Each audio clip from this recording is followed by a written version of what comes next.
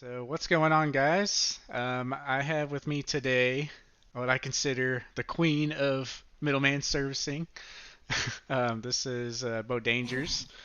This is a well-known content creator in the community for Pokemon, and just wanted to sit down, have a little chat. And hello there, Bonnie. Welcome. And you want to kind of introduce yourself and what you got going on? First of all, thank you so much, Nathan, for inviting me on. It was unexpected, but I'm super excited. Yeah. Um, so a little thing about me, I guess, 25 years old. I've been collecting Pokemon since I was a baby, and I fell in love with it. It's part of my life, and Yeah. managed to grow it into something more unexpectedly. I had no intentions to. I'm just very grateful for everything and everyone. Yeah. With a lot of your other videos and talks, I noticed it really connected with me in particular because I feel like your story is really similar to mine, like kind of always been in Pokemon. And well, for one, did you have any downtime? Like usually in the EX era, we see a lot of people having downtime, but I know you were kind of around back then in the hobby, like collecting. Did you just kind of power through all those generations?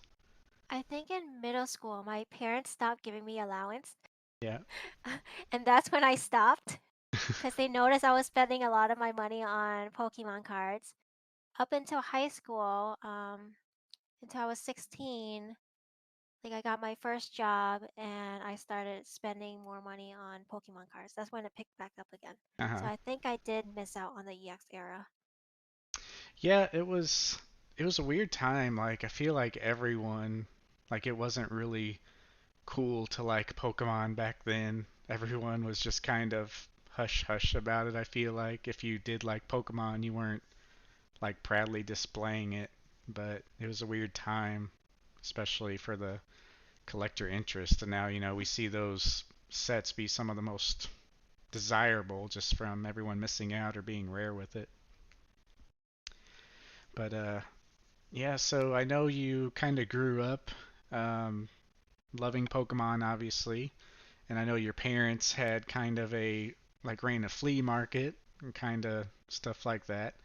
Were you ever around a lot of Pokemon, or were you just kind of going to other stores, just kind of picking it up as you went, or any I was, siblings that were into Pokemon or anything? we were basically force-fed Pokemon at a young age.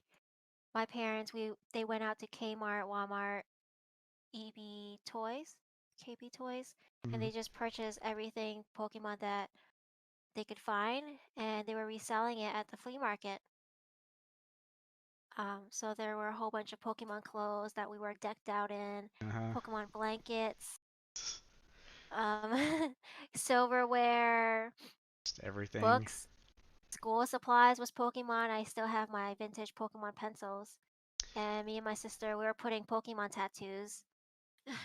I Nice. have some right here that I was cleaning out.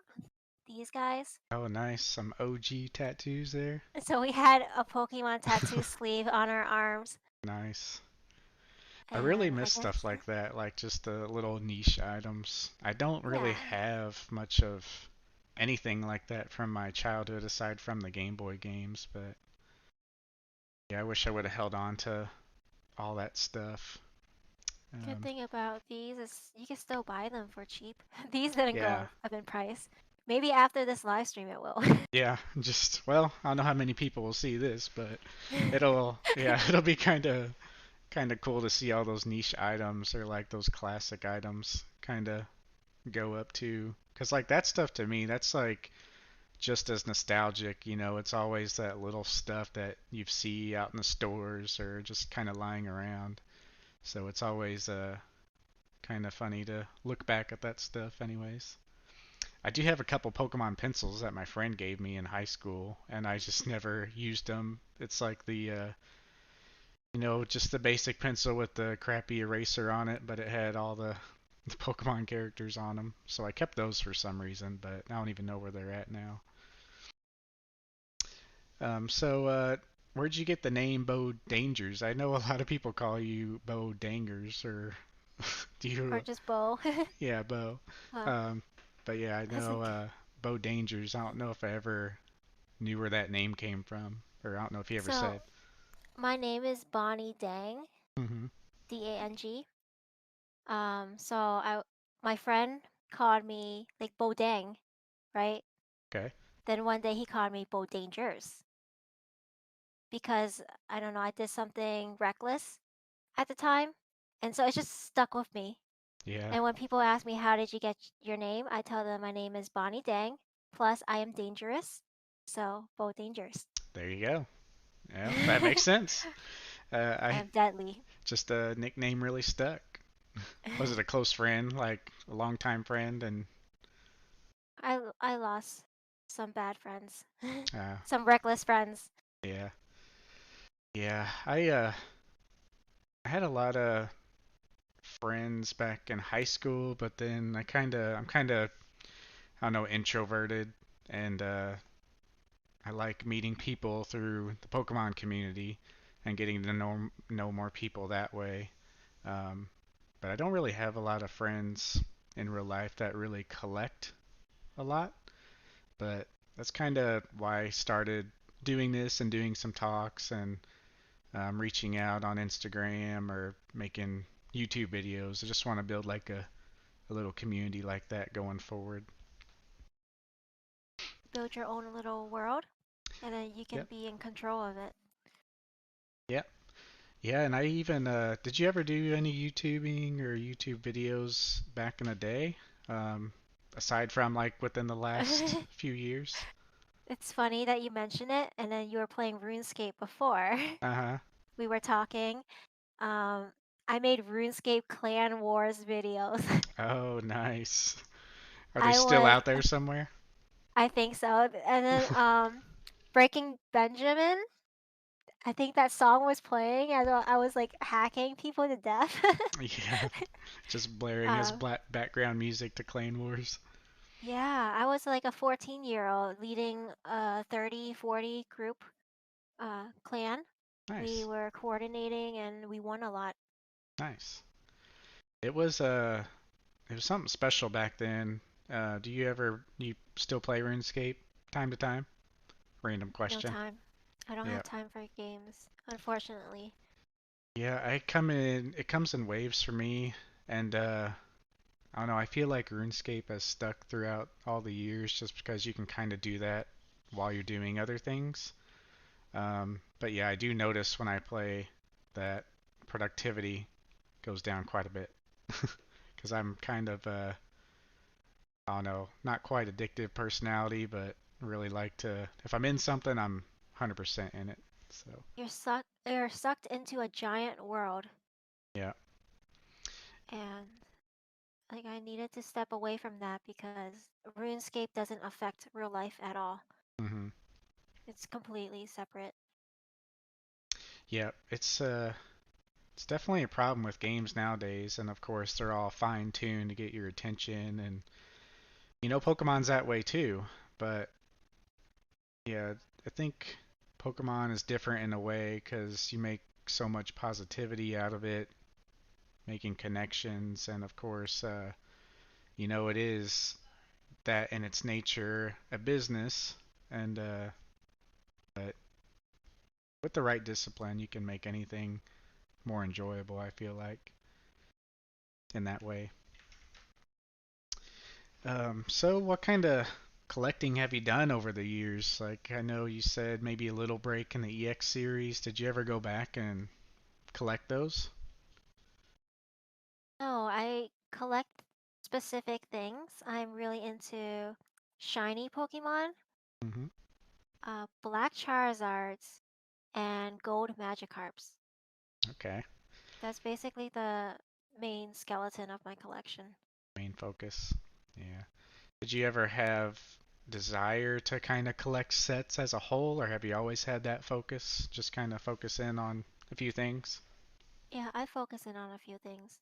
I do buy collections Hmm. from time to time, so whatever extra comes in those collections, I just set it aside and if it accumulates, I maybe make a set out of it. Cool. I yeah, I've been buying collections time to time, but I'm starting to kind of shine away from sets as a whole. I feel like I'm trying to find that focus. Um, when I get stuff back from PSA, I'll try to find one or two cards in that submission that I like to hold on to. Kind of put all my sentimental value in a couple items and then kind of get rid of the rest. But it's a lot to keep up with, especially with all the new sets and everything. You still buy all the new sets too? The hits of the new sets. My logic is buy the most expensive card because it's gonna go up in value a lot quicker, and then you can always sell it or like sell extra copies to buy the rest. Yeah, So I have a lot of sets that I haven't completed for that reason. I can always go back and finish them whenever because they're still cheap yeah, in comparison to the high value cards. yeah. It's a good way to go about it. And a lot of people I have one friend in particular who will buy up a lot of stuff, like kind of the cheapest cards first, and it's kind of been that way for years, and it's led up to him having like a lot of stuff built up, but not really complete. And it is always good, I feel like, to go for the most expensive stuff, because, yeah, like you said, those are the ones going up more, and then you kind of work your way from the top of the pyramid down, and everything becomes more available and And easier to pick up. that's what I usually tell people. The pyramid thing. Hmm. Yeah, it's definitely pays off in the long run doing that. Um, I know a lot of people nowadays, they really have a struggle like picking their goals, I feel like. Um, that's another huge thing that I really try to pound into people's heads, like getting into the hobby. It's like there's a whole lot of stuff out there, and I'm sure you notice this with maybe some of your customers, or especially Instagram, how everyone's just trying to grab the newest product or grabbing this promo and just kind of all over the place. And then you wind up with a good collection, but you might not be super involved or happy with one particular thing of your collection. Do you see that a lot? Yes, I definitely see people buying stuff in the beginning when it comes out.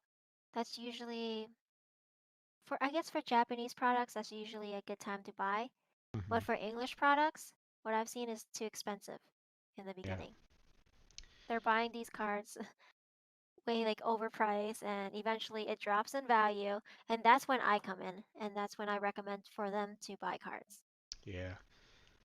I've even found myself buying like new sets like that, and yeah, like you said, I always come in um, about a month or 2 months after release when usually in normal circumstances we see, everyone get their fix of the new set, but nowadays it's kind of hard to play that way because everything's so short stocked or short lived on the shelves. You think that's getting better in your area? For my area, it's still kind of the same, like pretty much bare bones, but Thing.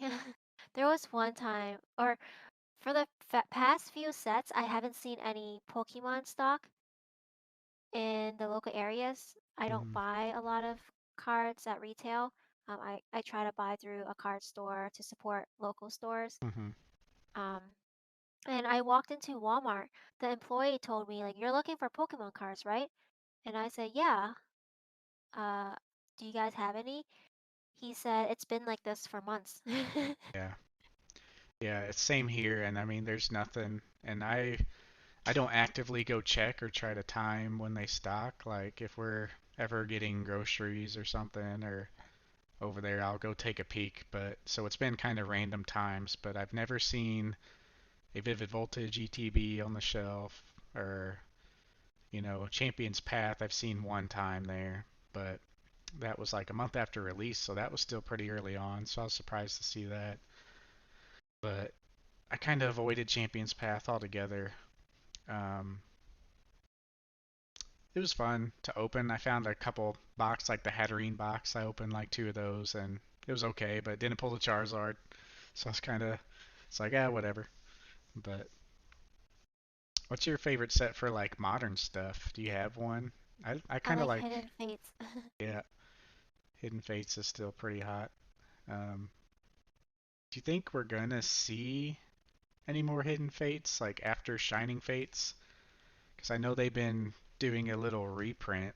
Um, was kind of trying to think of that the other day. Once Shining Fate's here, do you think that's just gonna take its place? Like, is Hidden Fate's gonna be done after that? I think if Pokemon sees that it's making a lot of money, they're gonna keep doing it. Yeah. Do you think Shining Fates will go on to be as good as Hidden Fates? No, That's how I because it feel. doesn't have the original Black Charizard, the SV49. It doesn't have the evolutions that I know of. No. And it's just newer Pokemon card. Like newer Pokemon is not gonna appeal to a lot of collectors. Hmm. Yeah, I feel like a lot of people are gonna buy Shining Fates, obviously, but as time goes on, maybe around summertime, um, I don't know if Hidden Fates will kind of see a pullback from the recent reprint, but I do kind of see more interest going towards Hidden Fates in the long run. There's gonna be a second wave of Shining Fates though. Yeah.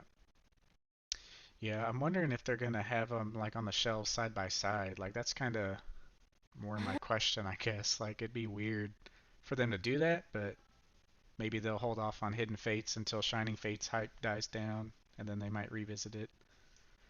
But theoretically speaking, like I don't think we're gonna see it on the shelves hardly, just because everyone's buying it up. But I wonder like what their product schedule is if they plan on having both of those in print at the same time. I couldn't Uh-huh. imagine they would though. I think with Elite Trainer boxes, they need more time because I it requires a human labor to produce, I believe. Of how everything's put together, I think humans do it. Um, so there has to be a time period where they have to take a break Hmm. from making those Elite Trainer boxes and work on something else. And maybe that's when like a new set comes out and then the people go back to making ETBs. Kind of flip flop the product schedule. Yeah, yeah. Yeah, that That's what I makes assume. yeah, it makes a lot of sense. And yeah, I think there's a video out there from PSA's website. I don't know if you've seen it or not. Kind of the assembly line or the kind of printing process of a lot of Oh, those. uh-huh. And yeah, I think you're right on the ETBs. They showed people like almost like an assembly line inserting things for ETBs. That was kind of weird to see that they did that, but yeah, you're right. There is a almost like an assembly line aspect to it for those ETBs especially. So yeah, let's see some other similarities I was interested in talking to you about. Um, I kind of got into the hobby, well, back into the hobby when Diamond and Pearl came out. Um, a lot of people at high school, it's kind of a funny story. So we used to play Gears of War a lot. I don't know if you're familiar with that game. Um, I had a good team, and we'd always play competitively on there. And one night we just got bored and kind of tired of the game, and I whipped out a Pokemon Blue version on my Game Boy, and everyone else did too. We all had it laying around. One thing lead to another. We start bringing these to high school. This was 2006 to 2010, that era. So probably around 2008, 2009, we were bringing these to high school. And shortly after that, like a week or two later, like you just started seeing everyone bring in their Game Boys to high school. And it was just such a cool thing to see, just kind of Pokemon kind of still being around and people rediscovering their game. And that's kind of when I started buying cards again. When Diamond and Pearl came out, those were the games we were playing. Those were the new games at the time. Was that kind of familiar to you? That as far as time period coming back um, into the cards? I feel like there's a group of people like us who were kind of always around that came in when Diamond and Pearl or the just before Black and White. Like I feel like there's a large group of people that are kind of under the radar that came in around that time. Is that kind of about how you fall into place? I don't know why everybody was coming in at the time. Was it because I don't know. Were we all attending high school, like graduating high school at that time? Probably before. Yeah, it wasn't like a Maybe, huge flood of people, but it was like, I don't know, I'm from a small town, like of 2,000 people, so maybe it was just, one of those things, like everyone knows each other. So when someone brought their Game Boy, friends of friends started bringing theirs, but it wasn't like a huge yeah. surge. Or maybe we were able to get a job. Yeah, yeah, that's We were true of too. age.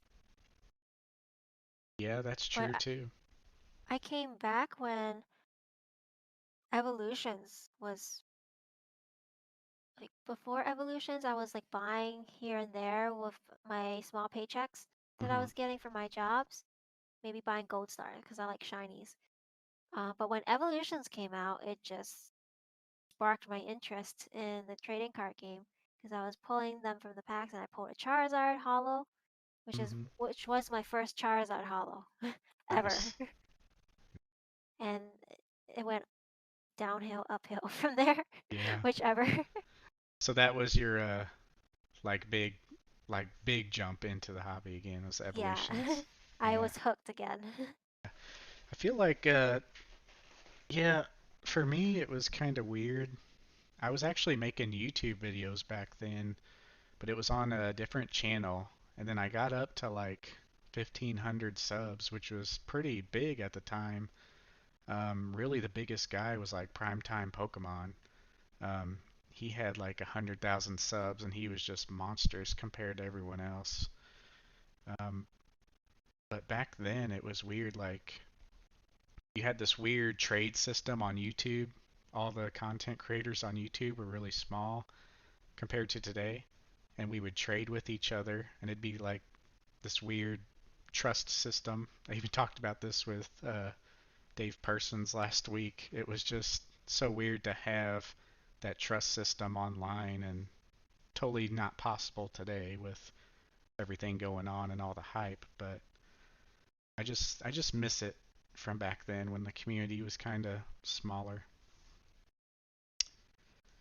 What's your thoughts currently on those types of markets? I know you have a lot of trust relating issues in your business, like being a middleman, and obviously you became or are very reputable now. And do you see a lot of struggle with that with new customers, or do you notice it on other people's services? I think it's always going to be a problem now, but I don't know. What do you think the future of that is with like middlemaning or trading? I personally see more people interested in grading. There are more people willing to learn, and if they're willing to learn, I'm willing to teach.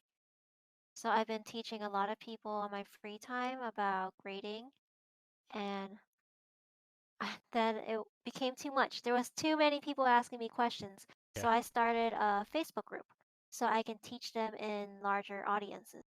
Hmm. As of this video, it's probably close to 9,000 people.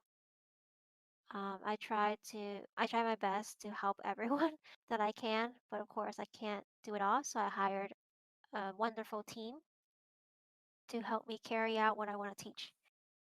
And Nice. I'm able to teach more and more people and introduce them to grading. Um, as with toxic people, I do see an increase, but there are ways around it. You don't have to be surrounded by toxic people. If there's a group that you don't like, you don't have to stay in that group. There's plenty of Pokemon groups popping up. Just because you're in a toxic group doesn't mean you have to stay in it. You can remove yourself, find a better group, and you'll find better people. And your way of life in the Pokemon community will improve drastically because of that. Yeah, just gotta kind of block out the bad and just go where you're welcome. And That's another thing I want to touch on. I'm sure you see a lot of that being a woman in the community. Um, Slowly starting to see more and more um, kind of like, Instagram accounts, and especially on the art side of things. Those are some of my favorite um, accounts to follow. I'm sure you see a lot of that every day. I know you talk about that from time to time. Do you see that getting better? I'm sure it's been hard with a lot of people coming into the hobby. Usually anything that becomes big like this, the more people you have, the more toxic people there are. Yes, I definitely see it more often because of the increase of people. But I always say, you can't change the way people react. You can't change racism or sexism, but you can change the way you react to that. You gotta show those people that you don't have time in your life for shit like that. Hmm. So you just remove yourself, and if everybody does that, all these negative people, they will be forced to change. If they want something good in their life, they would have to look at themselves first and like ask themselves, why can't I have good people in my life? What can Yeah. I do to change? And it always And stems from somewhere. Oh, sorry. Go ahead. oh, and we can influence them to do better that way. And I was able to influence a lot of bad people in the community to be better. That's good. Is that through talking to them or connecting with them in somehow, or just ignoring them and, going about your business? Or I do both. I give everybody a chance if they're willing to learn. If they're willing to improve, I will listen to them. I might even do a phone call with someone that hates me just to see where they stand and maybe correct them. Or, I'm not always right. I still listen to them. I listen to their feedback, and that can help me improve. If they're just nasty and out to get people and hate the world and they're not changing, then I will block them. yeah, I feel like everyone deserves that chance, but yeah, at the same time, I'm sure it's harder for you, and just the amount of it that you have to deal with, and can only imagine, the messages you receive and all the hate or Single day. nastiness. Yeah. Well, I'm sorry for that, and yeah, I don't want to give these guys any light, and yeah, if you're Thank you, struggling, Nathan.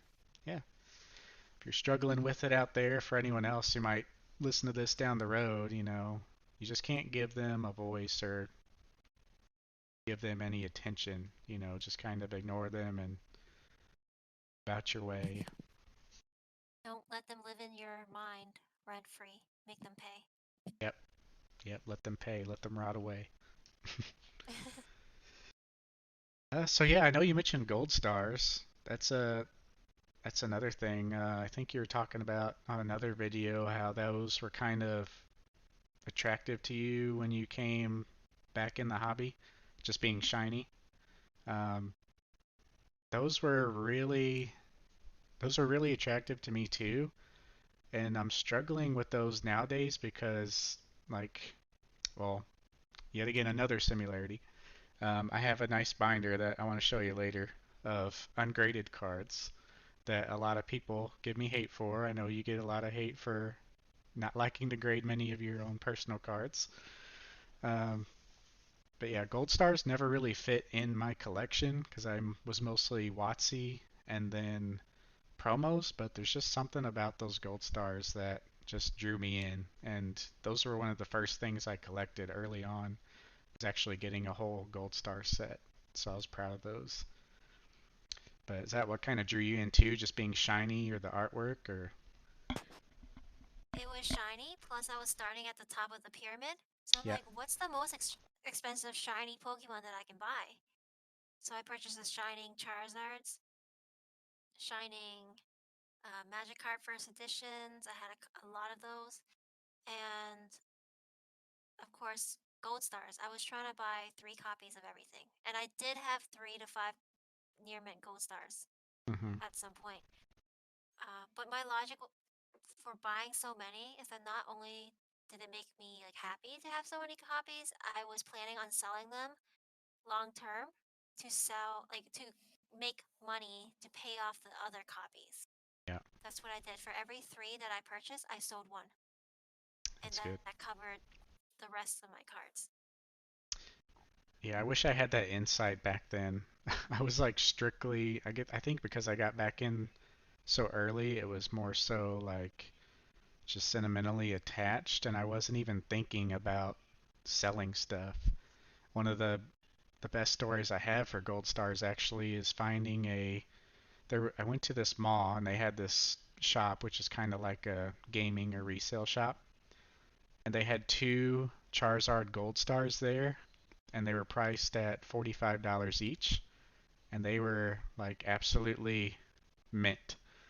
And at the time, they were selling on eBay. I even looked it up in the store after seeing those, and they were selling actively on eBay for $90 each. So I was like, holy cow, this is a crazy deal. I instantly bought both of them, and within a week, I had sold one for $90. Oh, Because I was like, well, I could buy both of these and sell one, and then I basically get this one for free. So that was my thinking back then. I wasn't like, these are so cheap, I should just hold on to them. you did the right thing, but you didn't do the right thing by selling it the next week. You should have Yeah, waited a yeah. year. I was like, hey, If you want to invest, hold on to things for long term. yeah, yeah, and I just didn't have that mindset. I just thought cards, which another reason why is because no one, like I said, no one around me was really collecting, and I kind of made that YouTube back then just to kind of get involved with other people because no one around me was doing it. It was kind of seen as, not a cool thing to do, so I wasn't really planning on the future or cards going up like that. But yeah, looking back, they were just so cheap and should have just held on to a lot of stuff. I'm sure you have a lot of regrets of stuff you've sold or things like that. I was lucky that I was too busy to sell for the most part. And I hated talking to people because, you meet a lot of bad people when you to everybody. Yeah. And it just wasn't worth it for me. I became more introverted and I just focused on my cards and myself. And I was able to accumulate. It was a blessing in disguise. I was able to accumulate more and more cards for my collection that way, just Hmm. from having social anxiety. That's good. Yeah. I yeah, I just wish I could go back like I'm sure many of us can, but I was just trying to collect and then sell to get the next card rather than doing stuff like that. But yeah, it definitely pays off being, I don't know, I hate using the term true collector, but collecting from that standpoint where, you actually love the cards and you're going about it that way, it seems. And it's really, I haven't been seeing that in a lot of these newer people, obviously, who are collecting this year. They just kind of have a disconnect with the cards. It's all about the money game nowadays, and it's just kind of disappointing. Kind of discourages me a lot for some reason, and I know I should just try to disconnect from it, stick to my own thing, but I don't know. Going back to those times in the late 2000s or around Diamond and Pearl and Black and White, those were just the golden era to me because you could just collect anything for cheap. And yeah, it was kind of way different back then. Well, if your collection goes from a few $1,000s to $0, would you still love it the same? And I just pay attention to how they respond. Yeah. How do you notice them responding? Like, what's the good and bad version of that? Good was, yeah, like I'll never sell my collection. It's part of my life. I'm gonna keep it forever, basically, or like pass it to my children. Or, some people are just quick to say, yeah, like I'll definitely get rid of them if they're not worth much. It's the same with a relationship. If this person, you know, goes from this and they have an injury or something, would you still love them? Yeah. And, like, is it actually like true love? And I think between us, we actually love our collection. Yeah, I never thought about it that way, but yeah, that makes total sense with the relationship thing. I have you pieced together your collection enough to where like you just want to collect and hold everything, or do you have like it divided up where some stuff selling, some stuff keeping? Do you make that difference in your collection, or do you just kind of hold everything? Nowadays, so everything is still accumulating. I need to stop it. Yeah. So what I've been doing is I'm reducing the amount of submissions I'm sending out. For every three submission that comes back, I'm sending out only one. This will allow me time in between to actually like grade my own cards or just get rid of them. Hmm. I think too much of anything is bad, even with Pokemon. Are you starting to grade your own cards like more consistently now? Yeah, to many people's surprise, I don't actually grade my own cards as much as they think. Hmm. Maybe every submission I send out, that's around 300 cards or 200 cards, I send out five at a time, just enough to keep me, entertained. But that's about it. Those more personal Um, cards that you keep, or those more cards that you're interested in selling? that of the cards I send out, I keep for my own collection, and 40% I send out to sell to pay for the grading fee plus more. Hmm. So that way, everything I do in Pokemon, it has to be plus, Okay. and that keeps me from, going broke. Yeah, kind of keeps it rolling. I'm kind of the same. I'm more of a focus like grading the stuff that I want to sell more first, and I'm kind of working my way backwards. Like I have that binder that it's probably going to be the last thing I grade, but also the thing I might keep for the longest. Um, but they're also my most expensive cards, so it's kind of a struggle. My most expensive stuff tends to not be graded and just sitting in that binder, and then the least expensive stuff or stuff I want to sell, that's the stuff that gets more focus, which is kind of weird for, Agree with that. And my reasoning is, why would you spend money on grading your cards when it's going to be in your collection? yeah. No. Instead of grading your cards, you can spend that money on buying more raw cards. Hmm. Yeah, the only problem with that is though is like, the cards getting more expensive and then paying up, but yeah, that's the biggest argument I feel towards it because I could have graded these cards a lot cheaper back then too, but that price is built into the price of the card. Value of the cards go up a lot quicker than the value of like the price of the grading fee. With Uh-huh. the few $1,000s you could have spent back then to grade the cards, you wouldn't have as big of a collection you have now. Hmm. So I Yeah, think it's still like the right decision to buy raw cards instead of grading your personal cards.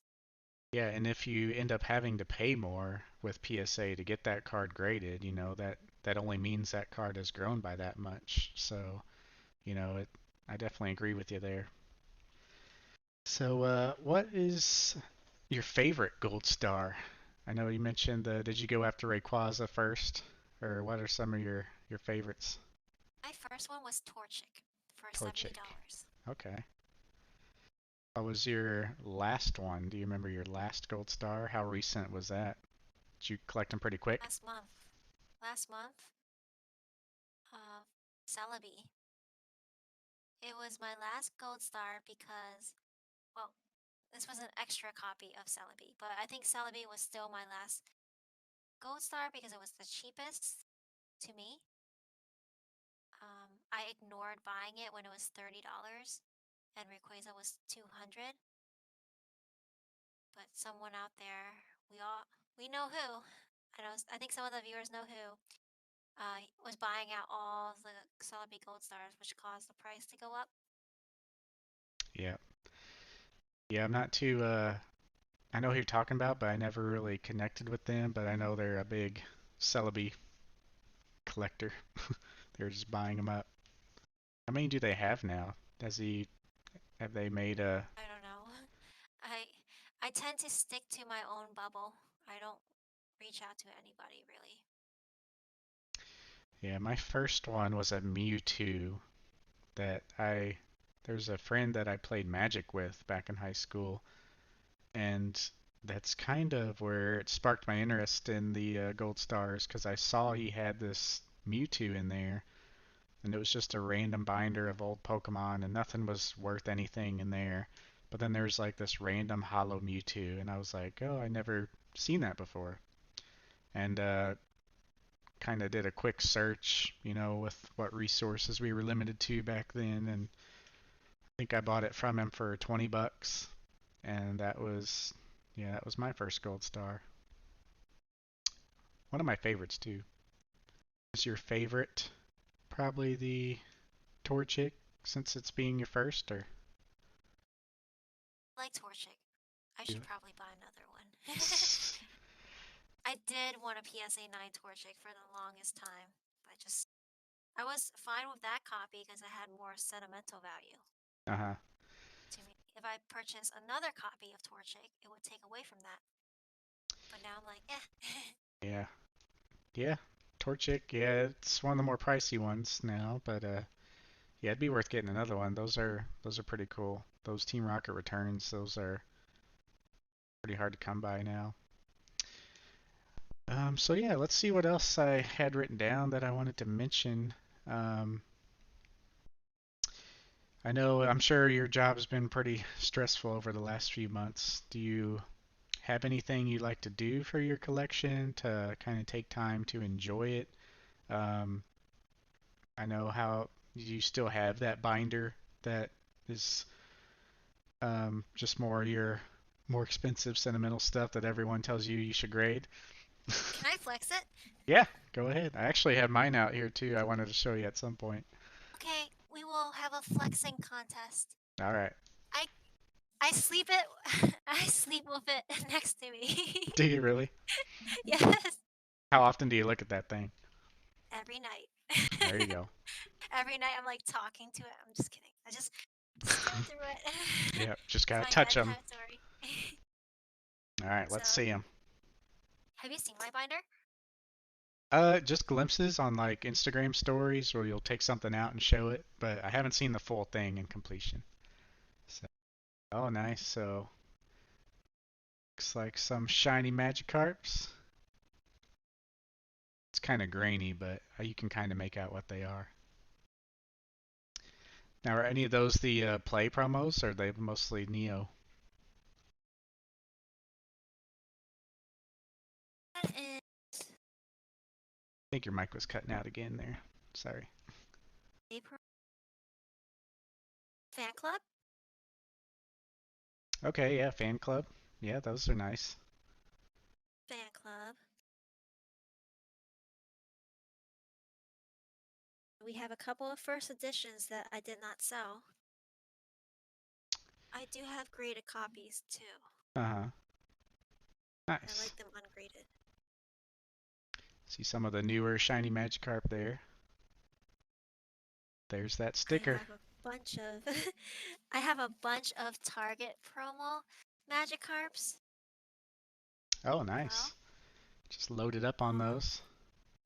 all mint condition. Nice. I get rid of the ones that are damaged. So I'm stocking up on those. I've been buying them out privately.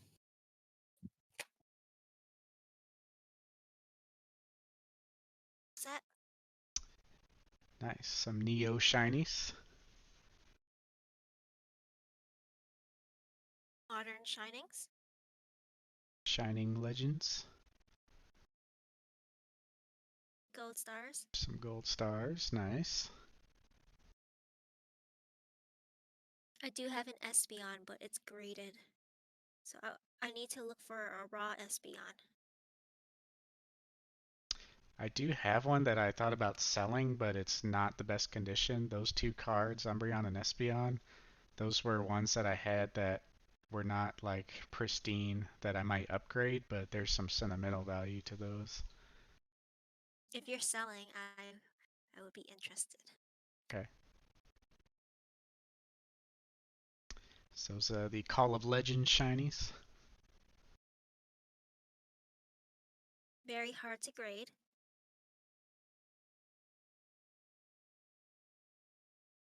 Black and white shinies, and then this Altaria promo is pretty rare. Can't quite make out what those. It's kind of Singer. okay. For those interested, it is number 291 from 291. 2016. Okay. It's just hard to kind of make them out because it's kind of when you show so many cards, it's kind of struggling with the image, but you can kind of make out what they are. Favorite page. There you go. Plasma Storm Charizards. I purchased probably 30 copies. How much are those nowadays? Those were like, 500. I remember those being like 80 to 100 bucks when they came out. Was that about right? I purchased them for $40. Oh, 40. Okay. I couldn't afford the Ghost Star Charizard at the time, so I've been buying them out for $40. Nice. It's like black and white, um, modern shinies, and then black Charizards. Nice.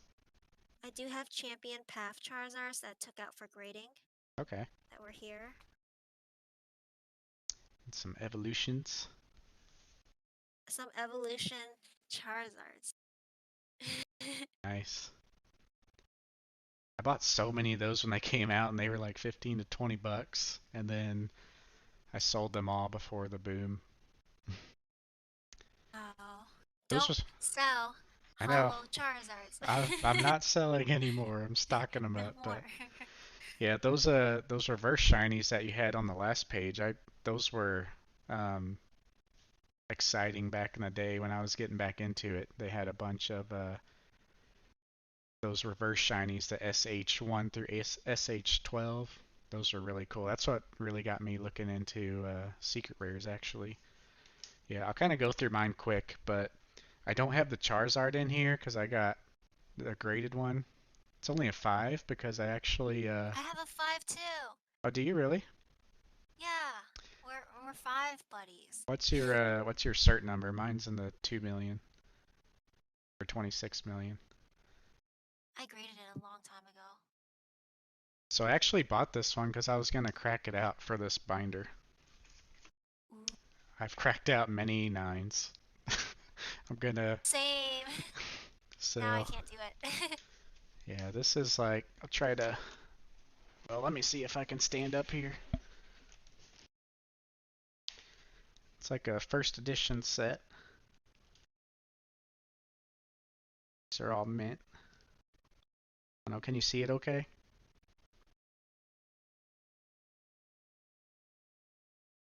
They're just a complete first edition set that I keep stored away. Are those near mint, all of them? Yeah, yeah, the hollows they're probably like I don't know, they're probably like 6 to 8 range. That's Um, good. but yeah, nothing in this binder is like creased or anything except for the I think my Umbreon Gold Star has a small like micro crease on it, and that's ones that I was trying to upgrade eventually. You're good. Spend a little bit more money for mintier cards, because it's gonna pay off in the long run. Uh, Like, if Nathan had a whole bunch of crease cards in this binder, it's not gonna be yeah. worth as much. And here's a Jungle Set First Edition. So in here I have a complete jungle or base jungle fossil, and they're all, like I said, probably 5 to 9 range, but mostly like 6, 7, 8 range.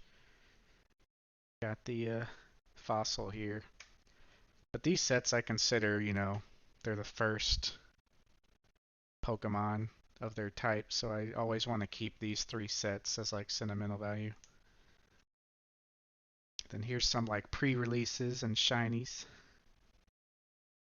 Good taste in Shinings. Got the Magikarp there for you. Here's the Neo and Crystal cards. A lot of people call me crazy for this page being ungraded. I Eh, think there's just an appeal for ungraded cards. uh-huh. And yeah, flipping through this binder, like, this is how I like to view things. This is all the gold stars. Why did you keep a page blank? So I have this weird thing, like, kind of OCD with it, but I'll skip to the next page to start the next set. And then when I get back here, I skip a page, so I skip to the next page, but I always start on the right side. I don't know why. But then when I get over here, I skip a page because these are not really WotC. And then also for the fact that I have some first edition that I might actually crack out of the case at some point. And so I put like an extra page here. But so I'll have like the first edition and then the unlimited shinies. But I'll probably keep them in the case at this point. But yeah, that's really about it. Spare. But yeah, that's my prized possession. So I don't think many people have binders like us anymore, or have the almost like anti-urge not to grade them. What do you? Oh, go ahead.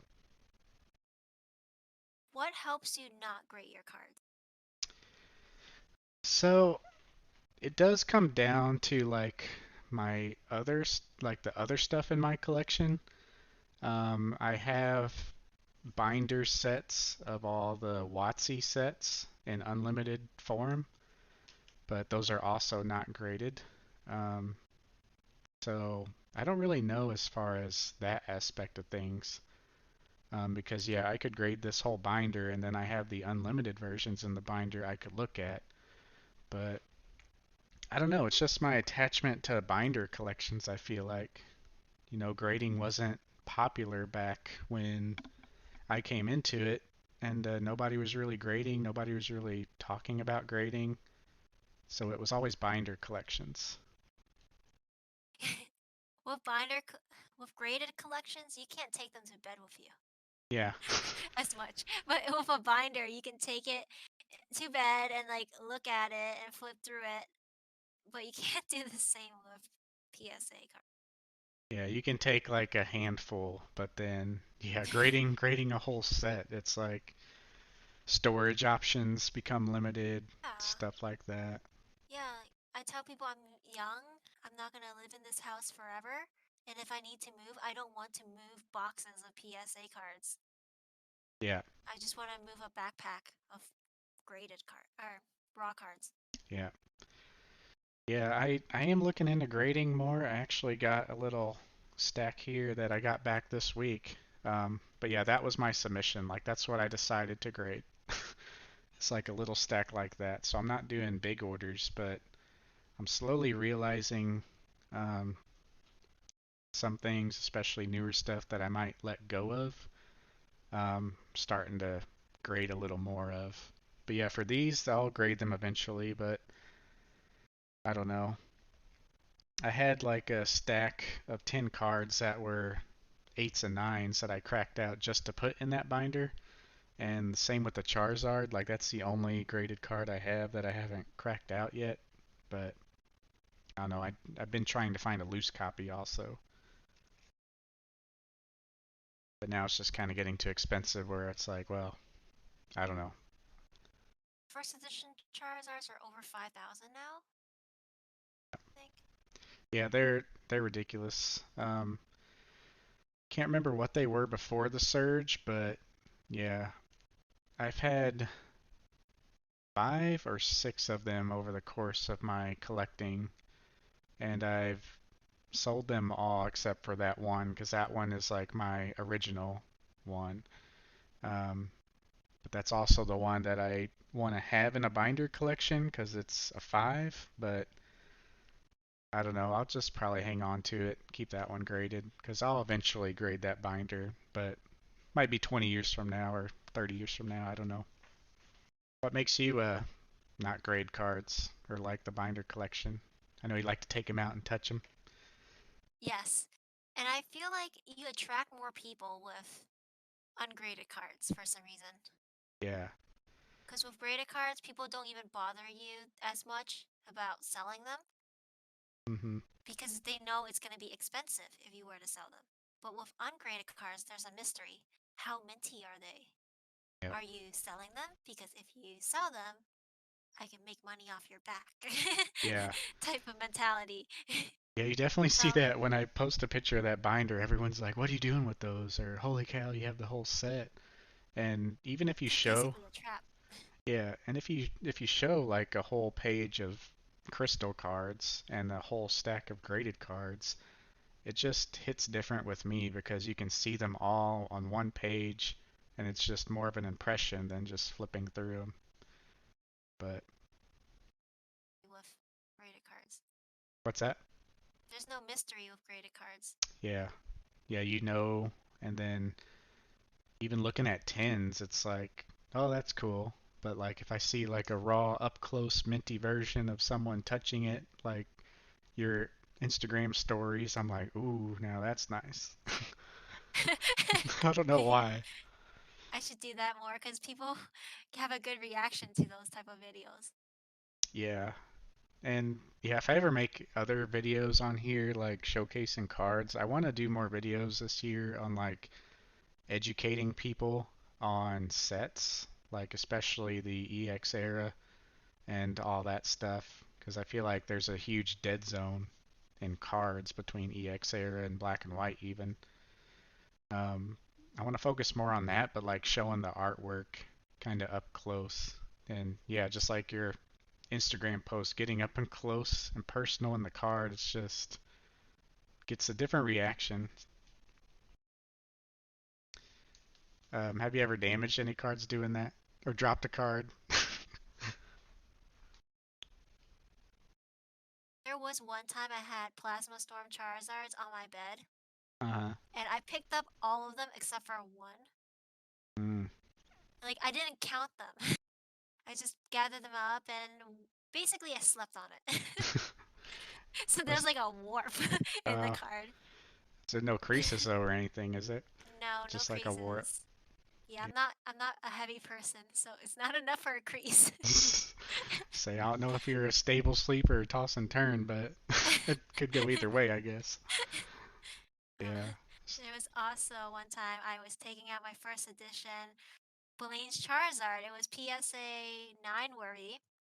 I was touching it, and when I put it back in the sleeve, I think for some reason one of the corners fell off. Huh. Like, not the whole corner, but like a chip, It was like tiny speck. a chip that like Yeah, peeled off a little bit. tiny. Yeah. I think it's just the way it was cut from the factory, Huh. but from like pulling it out and in, it weakened that spot. Oh, that's And interesting. I took it on my finger and I kind of like stick, So I put it right back. put it back. But it's still in near mint condition. It looks good. Yeah. But I that's the only notice time. I notice a lot of those with like edge wear, sometimes they'll start to peel, and then if you handle it enough where like the peeled part gets bent back and forth, that gets weak and will fall off or flake off sometimes too. I'm trying to think if I dropped anything. That's another thing, like looking at the binder has always been enough for me. I don't really take cards out much, but I'm sure I've dropped a lot of them. But Very careful. Sleeves can scratch the hollows of the cards, so you have to be careful about that. yep, yep. Do you just do normal penny sleeves inside the binder, Ultra Pro binders?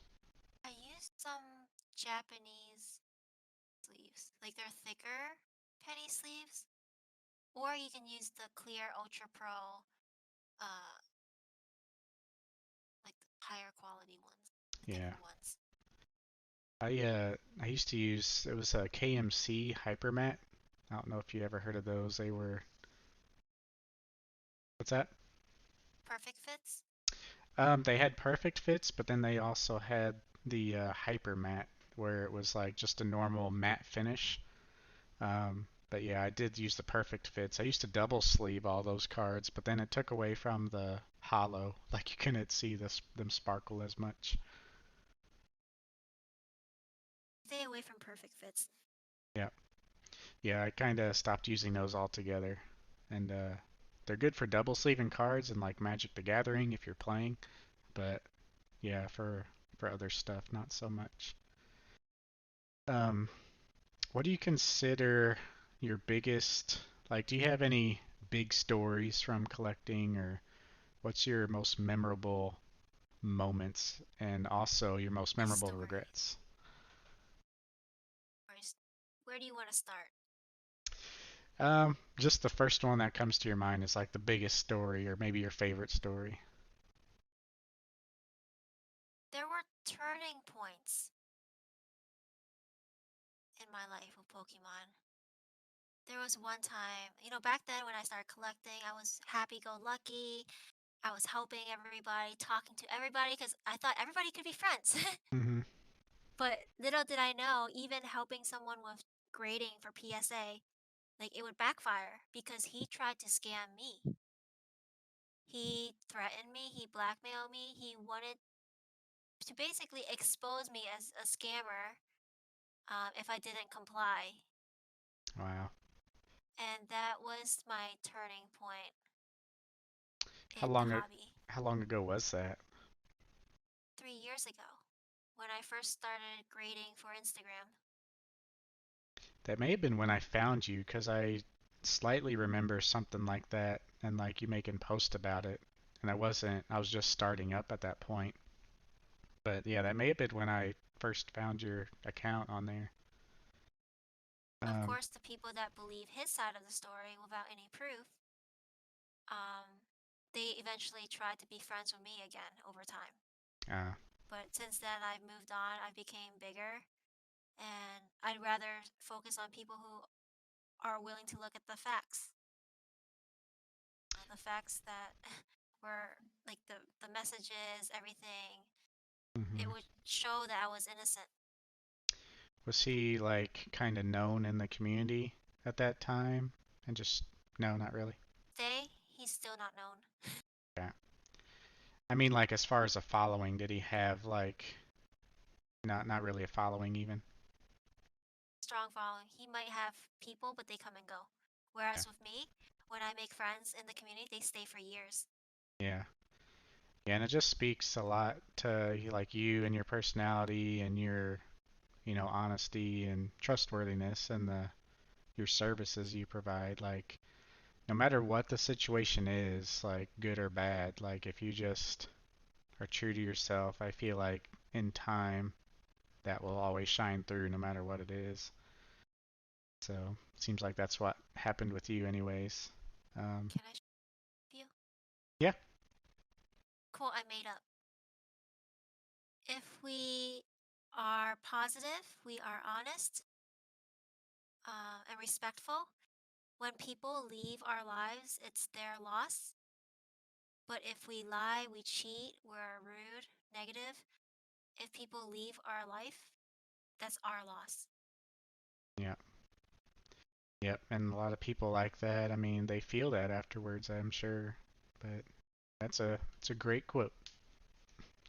Very powerful to just walk away, which is what I do a lot. Yeah, and yeah, I'm sure you're the kind of the same as me, like being kind of introverted or more quieter side. It's like in those situations, just saying nothing means a lot, or walking away means a lot. Um, there's powerful words, but not all words are powerful. Like you can just say a lot with just backing away from those situations and stuff. Well, is there anything else you wanted to share or kind of touch on? That's really about an hour already, it seems. Thing you Maybe can more think of? turning points. Yeah. Yeah. Did you have any other big turning points that you remember or want to touch on? My turning. Oh, go ahead. Other than me being more careful around who I invite in my life, I learned to not let negative apples ruin it for everybody else. Yeah. So some people, when something bad happens, they don't trust everybody and they kind of bunch people together and they give up. I try to see everybody as an individual, not just because someone did something doesn't mean I should punish the group for it. Hmm. And I've been trying to do that. Every negative experience that I've had, I try to see it as a blessing. It happens to make us stronger, not to make us quit. Yeah, definitely learn from that. One of the biggest turning points for me, I kind of dabbled in sealed product, but I strictly stay away from sealed product now. A, it's expensive, but B, like you run into a lot of those issues with sealed, um, being repacks or resealed items, especially nowadays. Um, I'm anxious to hear your thoughts on how you think that market is going to evolve or trickle in. I mean, it's one of the best things to invest in from reliable sources. Like, I don't know if you bought like a first ed base box from Gary himself. Like, obviously, that'd be pretty good move if you can get him to sell it. But you're going to be paying an arm and a leg, but it would be worth it in the long run. But I don't know. It's like every other story or every other scenario. It's like kind of a gray area now. And you see people opening boxes just to confirm real boxes. Yeah, what's your thoughts on the sealed? Like we said in the beginning, we should find better people to be around. And once you're in a better community, it will be a lot easier to find authentic items. Hmm. I see it all the time. My friends are selling a booster box, and I trust that it's authentic. And it's always been authentic every single time because they know their source and the source knows another source. It's a chain of trustworthy people. Yeah, and But if I you're in one of those other groups, it's just very ambiguous. yeah, and I feel like we're seeing a lot of the negative sides too because that's what gets more publicity and like the people coming into the hobby who are wanting to buy it just to, flip it or make money, like they're the ones more public about it. Um, and those are more likely the people who aren't putting in the time to make those connections or build that community or join that community because they're in it for the wrong reasons. So I feel like that's why you see a lot of that publicized. But yeah, it's good to build a network and know your people and go about it that way. Friend card store owners, people who work with supply distributors, Hmm. and you can get authentic products that way. It's going to be interesting going forward with vintage and everybody cracking them open nowadays and just having to open them just to authenticate. Like that alone's going to be drying them up even faster. Yeah, I've been kind of steering clear from that and really putting more focus into what I enjoy, like the binder collection or stuff like that and Japanese promos. But that was a big turning point for me, starting to see especially in 2016, I actually had the opposite effect of most people. 2016 kind of turned me away from the hobby a little bit. Um, I just started seeing more of that negativity, I think. But that just comes with more people, obviously. But I was also just kind of laying low, just kind of collecting smaller things and trying to figure out what I wanted to do because I thought prices back then were crazy. Um, but yeah, it's just funny looking back on it because every single point in my collecting, there was always something that was too expensive. I remember when I was first starting, I was looking at the crystal cards and I told myself I'm never gonna own those because to buy the whole set, it's gonna cost me like $500. And that was for all nine of them. And now I had to buy a Charizard 2 years ago um, for double that, and you just miss opportunities along the way, but it's just a different situation, I guess, as you grow. To um, make a lot more money. Because in the hobby now, you can buy specific cards that will go up in price, Hmm. sell them, and catch up to the card that you want. You just have to, people just have to think outside of the box. It's Yeah, doable. the opportunities are still there. And that kind of goes back to what I said at the beginning. Like, I'm trying to tell people who come to me, like, get your focus at what you want. Like, I know you want to buy an Evolutions booster box. I know you want to get this card, this Lugia in PSA 10. I know you want to do that and do this, but really sit down and think about what your end goal is and what you'll be happy with, and then work your way to that first, you know? And there's a lot of people who just kind of jump around and they kind of lose sight of their goal. And then the longer you do that, like the more expensive the card gets. And so you're kind of kicking yourself later. But it's also going after the big cards first, too. People keep forgetting we have expensive cards in our collection. We can always sell them and buy the other expensive card. Hmm. Our collection is going up in value too, if not maybe faster than the card that you want. Yeah, as long as you're always like doing your research and have good intentions with it, I mean, it's kind of hard to lose. Um, yeah, of course, if you're only in it for the money and the market crashes, you're going to lose that way. But yeah, like you said, also, like your famous question of what you ask people, like if they go down to nothing, like, are you going to be happy? And, that's how I feel, so I'm okay with it. But I don't know. It's just weird. It's different. Oh, limited supply of cards out there. Like Mm. there's still plenty of cards out there. Just keep putting the time and hunting them down. Don't buy the first card you see. It's just like shopping at a car dealership. You don't walk into a dealership and just buy that fully car fully loaded. Yeah. You take your time, you negotiate, you find different sellers. You do the same thing with trading cards. Yeah, a lot of similarities with different markets that people just ignore or just act like they don't exist. It's like, yeah, you got to put in the work and do all that stuff. So it's just kind of weird. But well, one last thing, I guess we can talk about this real quick. What's your thoughts on PSA versus CGC versus BGS in the future? Have you been seeing way more people go CGC now, being in the grading business? From my standpoint as a middle person, people are still going through PSA, even though it's heavily delayed. Yeah. But then a lot of people are saying CGC is going to catch up eventually. But so far, PSA is just very strong.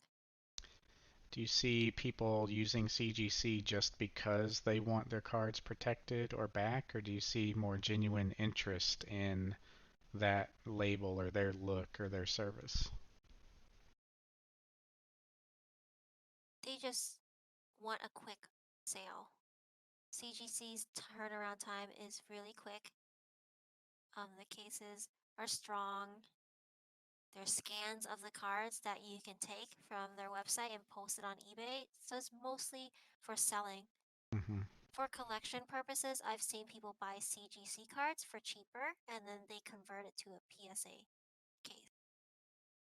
So there's a lot of crossing over from CGC to PSA. But selling wise, I go with CGC. How much is the cost to get like something cross graded? CGC to PSA?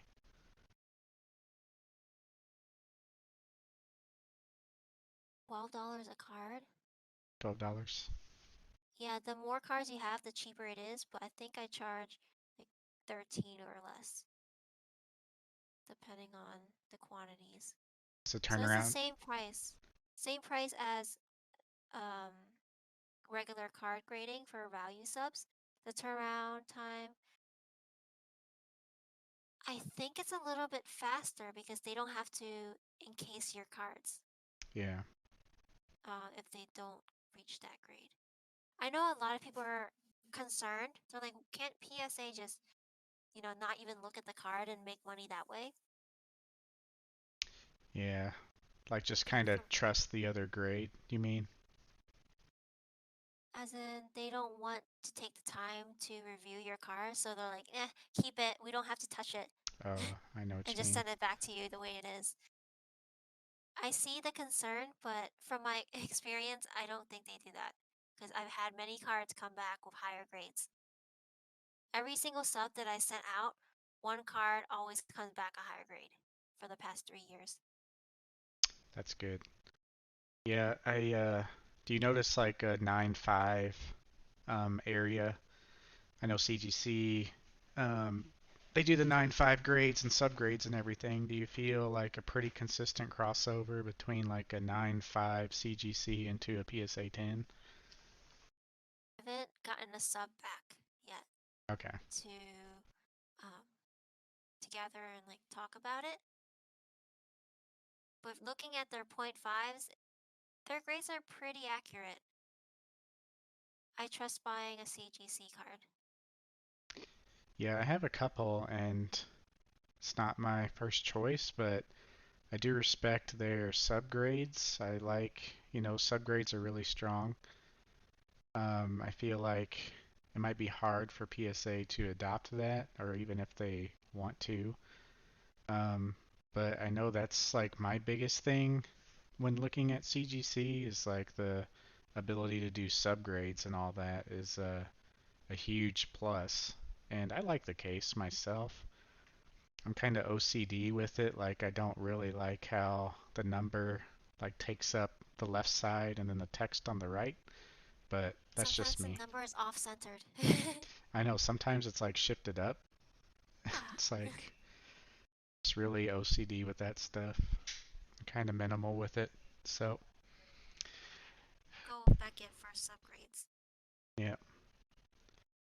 So, well, I guess that's really all the points I wanted to really touch on. So, just wanted to thank you for kind of sitting down, talking with me, and doing everything like that. And maybe we can chat again sometime. Yes, definitely. I look forward to chatting with you again and maybe make more videos in the future with you. Yeah, sounds good. And if you need help with anything or need anyone to chime in on one of your things, just let me know, and I'll be eager to help. I'll take all the help that I can get because I work like 12-hour days, Yeah, yeah. Well, Monday through Sunday. yeah, it shows, and I mean, you got a nice thing going, so I highly recommend everyone to check you out. And yeah, keep it up. You're doing a good job. Thank you, Nathan. All right, we'll see you. And thanks, guys, for watching. We'll see you in the next one.